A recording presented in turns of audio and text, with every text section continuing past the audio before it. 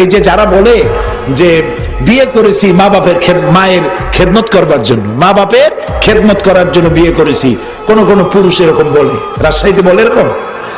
এই কথাটি আদৌ ঠিক নয়।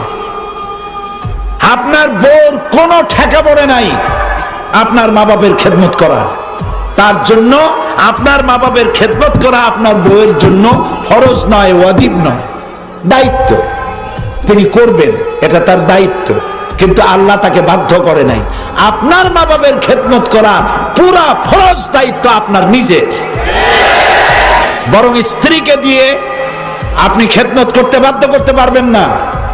আপনি তাকে অনুরোধ করবেন, সে খেদমত করবে, এটা দায়িত্ব, করেও থাকে আমাদের দেশে। কিন্তু আপনি ওই কথা বলবেন না, বরং স্ত্রীকে এমন একটা ঘর দিবেন যে ঘরে স্ত্রীর পারমিশন ছাড়া অন্য কেউ ঢুকতে পারবে না।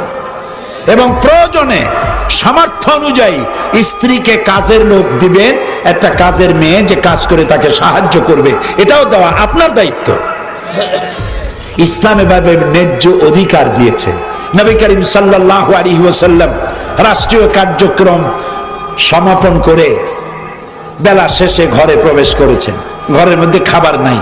হযরত আয়েশা বলেন রাদিয়াল্লাহু তাআলা আনহা, আমি ঘরে নাই কিছু, রান্নাবো কি?